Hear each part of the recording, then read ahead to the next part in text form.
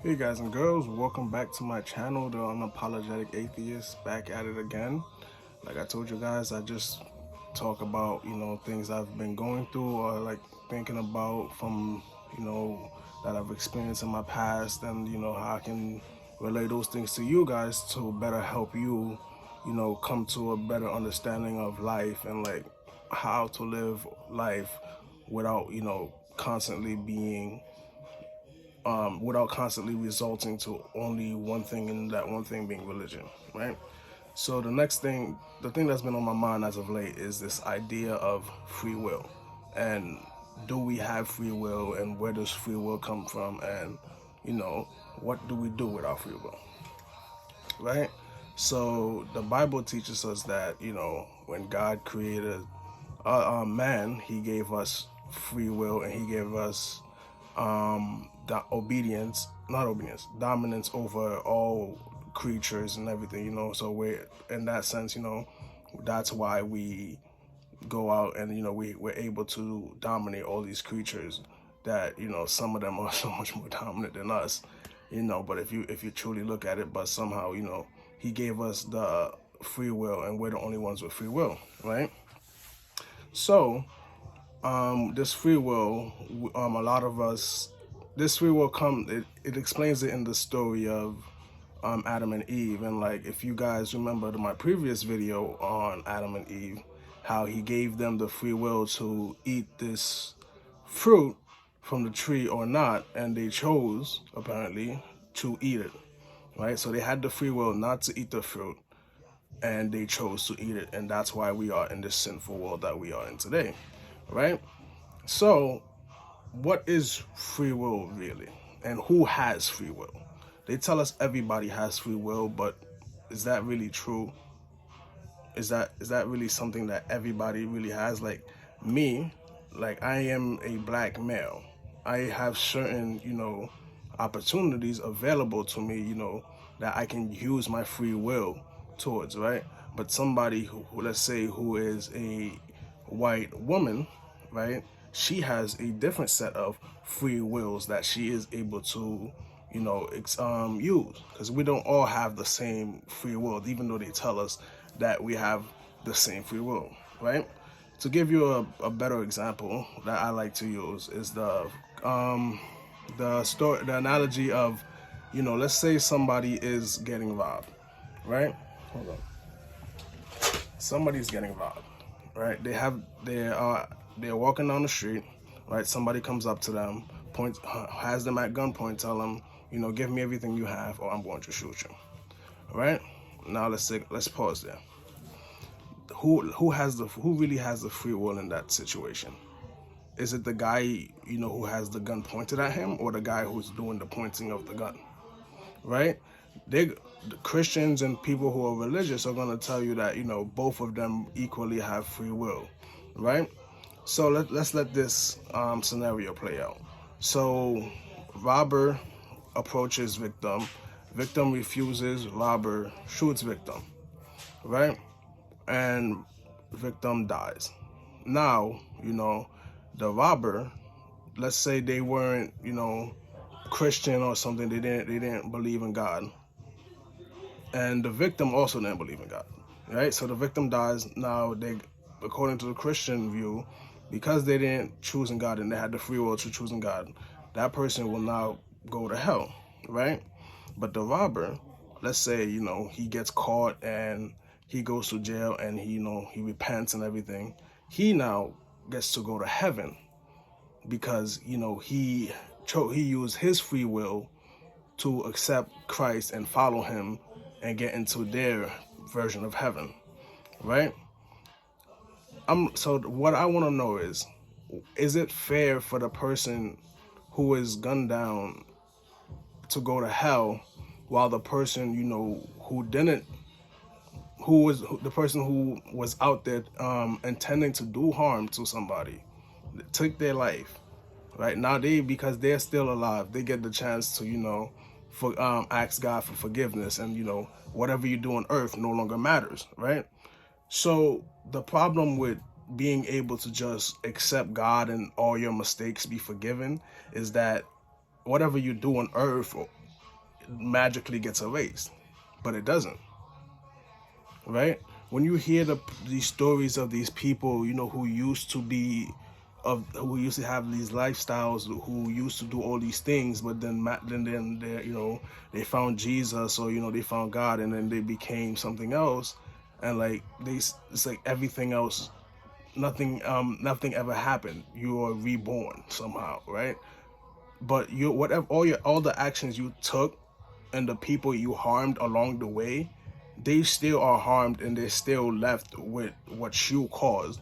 But you are moving on forward because you are right with your God, and that's all you need to get to heaven, right? Because a lot of people have been telling me, right? Because I've been telling more and more people about my atheism, and like how I no longer follow Christ, I no longer follow God, or just I don't believe in any of that stuff anymore. So their main thing is, oh, why, and like all you have to do is, and they just assume, or because they know me, or like they know why other people do this, they don't go follow Christ or do that stuff. It's because or I've experienced things, and it's because of the people that I was around, or it's because of the church I went to. It was all that. I'm not gonna say that didn't play a part in it, but yes, that did have a part to play in it. But that just made me realize that the whole thing needs to be changed. Not just, oh, it's just one place, it's just this one church, or they're just not following it correctly, oh, they just have the wrong doctrine, they have the wrong book, they have the wrong this, they have the wrong God. How do you know that? Everybody says that what they believe is true, and just because what you believe, and you just believe harder and you believe stronger, and what you believe just automatically outweighs what the next person believes, right? It doesn't work that way. The truth is universal. If there was really a God out there speaking all these things, we would have known about it. The truth is known to everybody.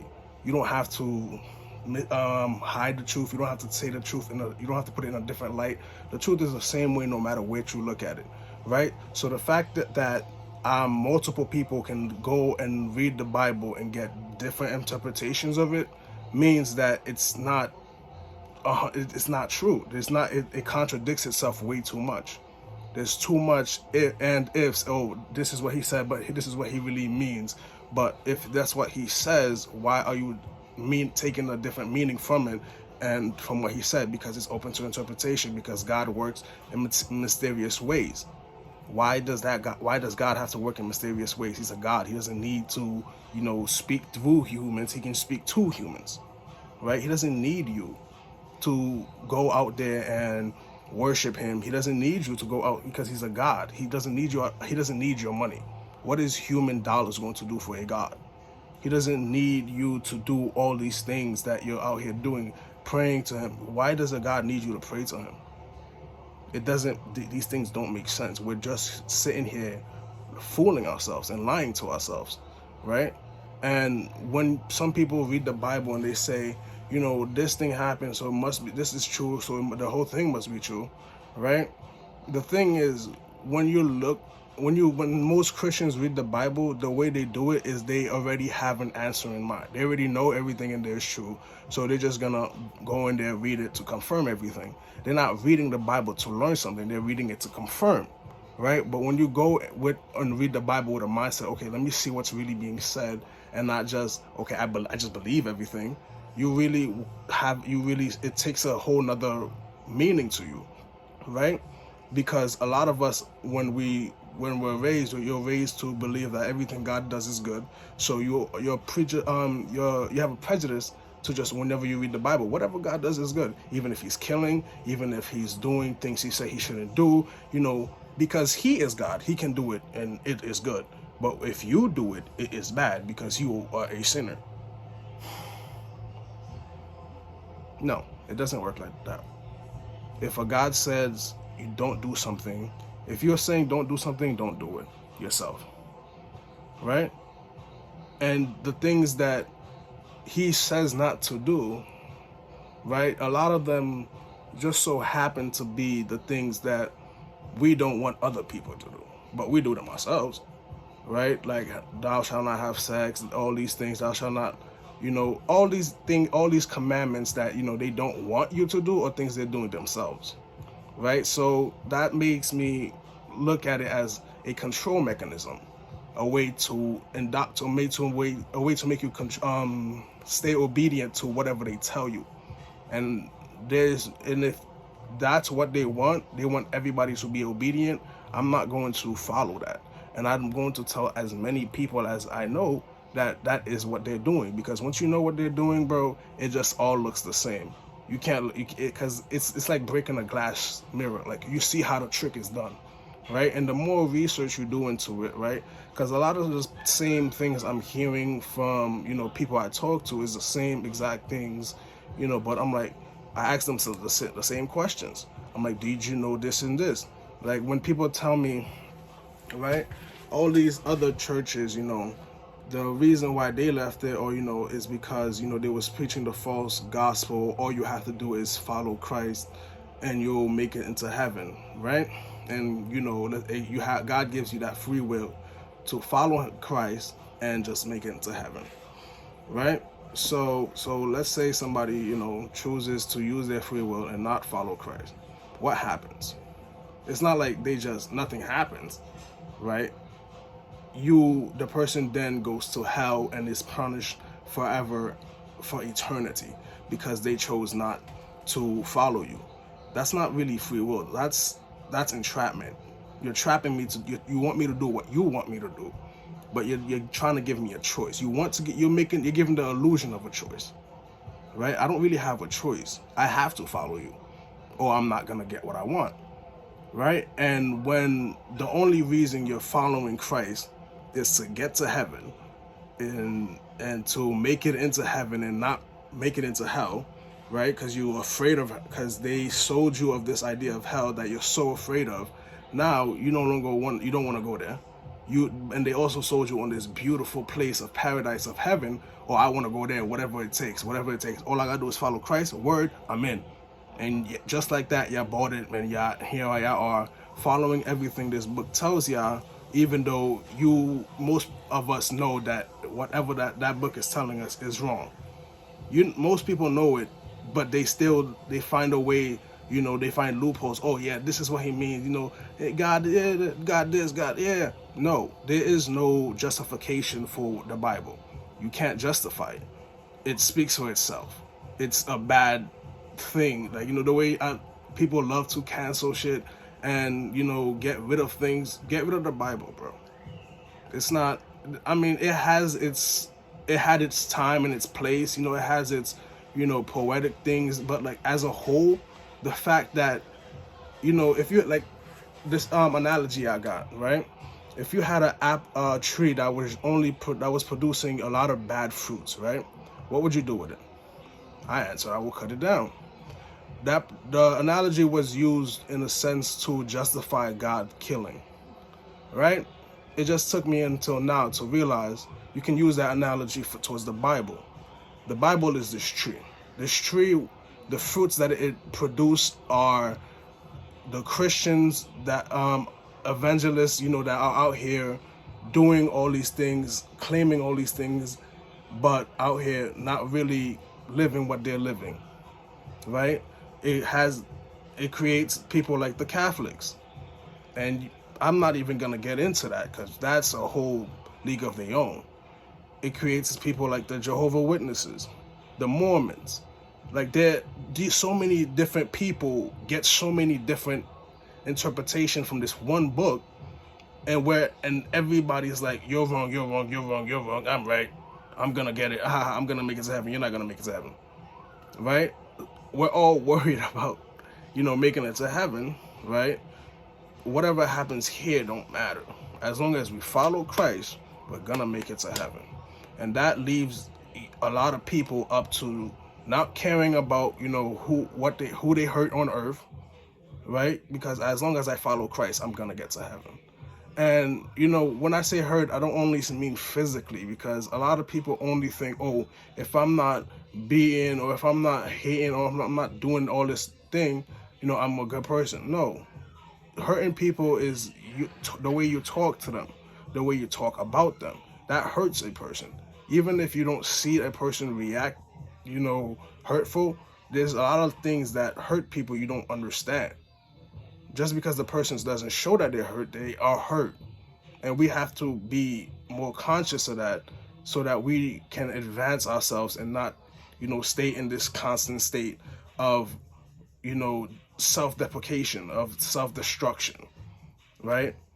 So for those who tell me all I have to do is believe in Christ and follow Christ so I can make it to heaven, I don't want to make it to heaven if heaven is just a place where it's just going to be surrounded with everybody, all the Christians I see here on earth doing everything that they do, and all the, not because it's not just going to be just one part, because like if heaven exists, right, who is right about getting to heaven?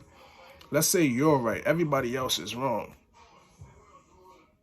I don't want to be in that place. I'm sorry. And I don't believe heaven even exists. Let's just put it like that.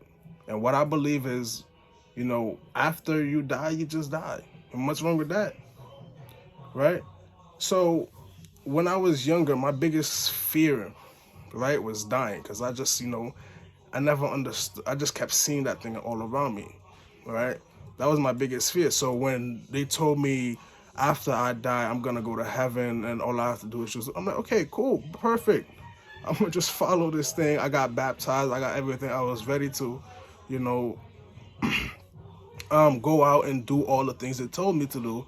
But then I started reading it and realizing, no, this is not true. You're trying to sell me something that doesn't exist, and I will not be scammed. You're not trying to take my money. You're trying to take my life, and that's worth more than any amount of money to me. Right? So after I die, I don't know what's gonna happen.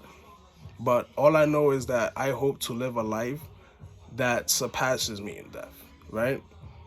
My hope is to do something on earth, right? So that even if I'm dead and I'm just laying there in the ground for the rest of my life, for the rest of eternity, right? Above me is something I helped in just the littlest way. Even if I helped one person, I can sleep in peace knowing I did that. I don't have to worry about if I'm going to heaven or hell. As long as I did what I know is right on earth, that's all that matters. And I think that's all that should matter for anybody. Not whether you're going to get to heaven or hell, but about whether you're going to do good on this earth. That's it. I'm going to see you guys in another video. See you. Peace.